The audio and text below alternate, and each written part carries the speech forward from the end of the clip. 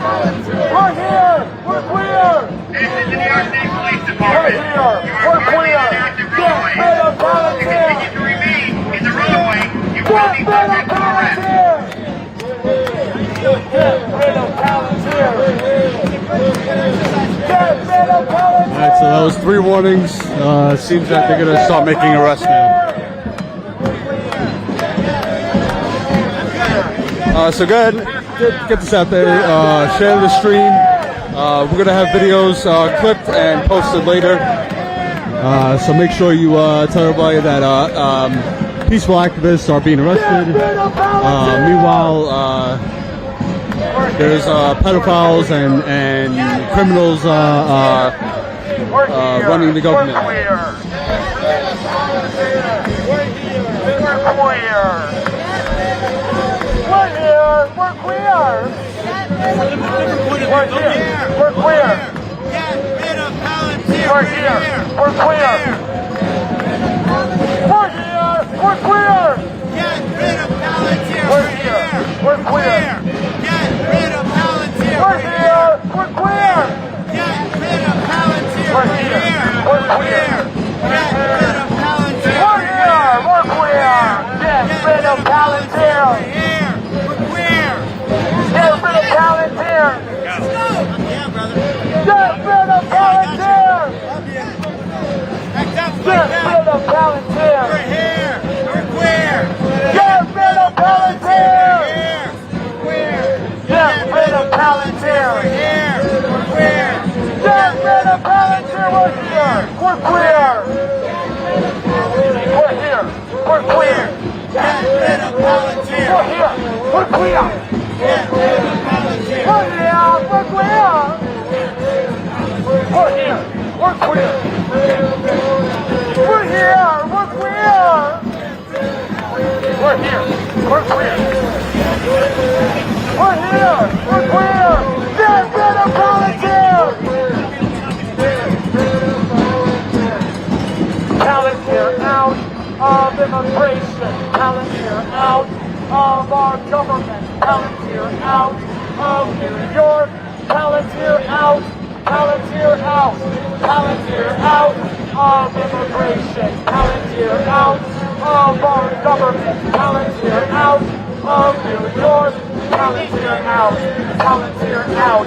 Palantir out of immigration! Palantir out of our government! Palantir out of New York! Palantir out! Palantir out! Palantir out of immigration! Palantir out of our government! Palantir out of New York! Palantir out! Palantir out! Palantir out of immigration! Palantir out of our government! Palantir out of New York! Palantir out! Palantir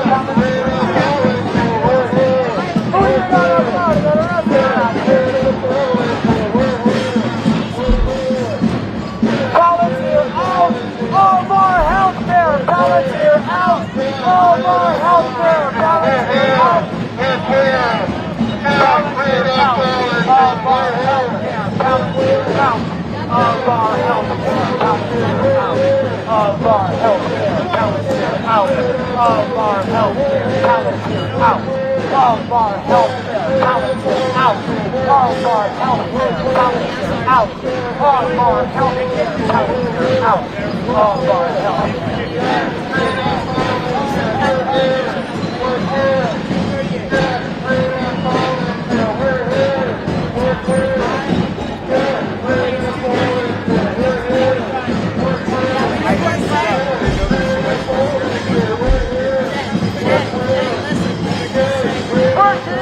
We're queer! We hate Palantir! We're here! We're queer! We hate Palantir! We're here! We're queer! We hate Palantir! We're here! We're queer! We hate Palantir! We're here! We're queer! We hate Palantir! We're here! We're queer! We hate Palantir! We're here! We're queer! We hate Palantir! We're queer! We're here! We're queer! We hate Palantir! We're here! We're queer! We hate Palantir! We're here! We're here. We're queer. We're here. We're queer. We're here. We're queer. We hate Palantir. We hate Palantir. We're here. We're queer. We hate Palantir. We're here. We're queer. We're here. We're queer. We hate Palantir.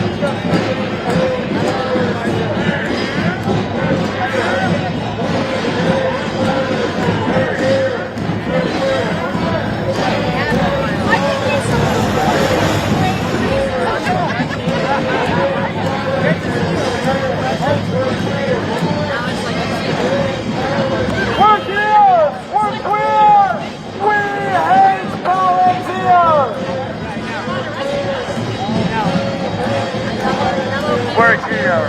We're queer.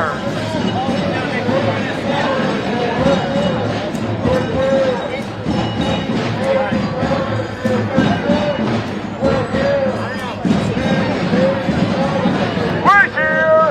We're queer.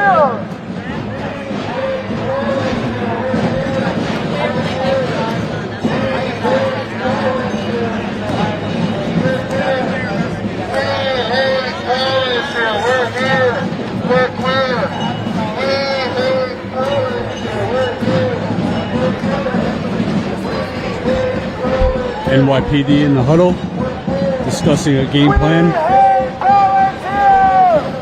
The warnings were pretty quick, so we'll see what happens. We're queer.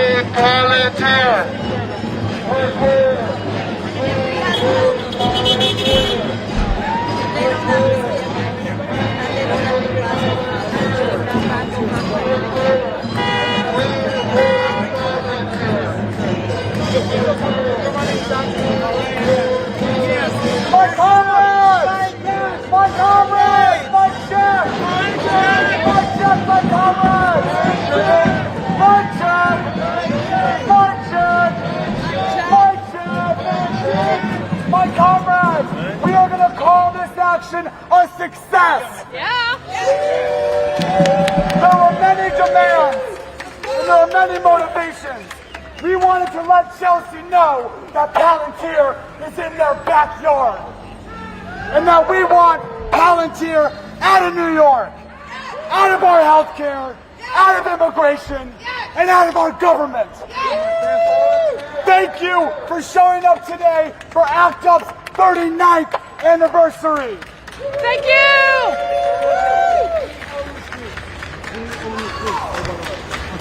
They're not going to arrest us. We own the streets. We own the streets. We own the streets. We own the streets! Right, or do you want to go back to Brooklyn? We own the streets! We own the streets! We own the streets! We own the streets! We own the streets! We own the streets! We own the streets!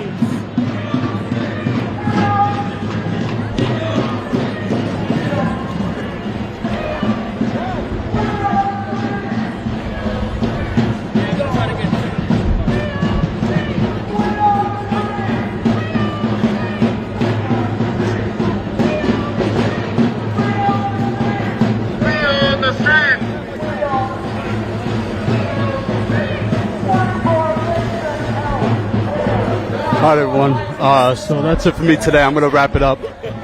Again, they are going to move. They are wrapping up. They're not going to get arrested. So they are going to get back onto the sidewalk and close out. So I'm going to wrap this up here. I got to get back home. Thank you all for tuning in. Thank you for your support. Again, we cannot do this work as much as we do in the places that we go to. We cannot do this without your support. So please, if you can, consider becoming a member. Go to statuscoup.com/join. Sign up now. Also, make sure you are subscribed so you get those notifications for when we post videos and go live. I will be going live again this week. I'm not sure which day, but make sure you're subscribed. All right, thank you all, and you'll see me again soon.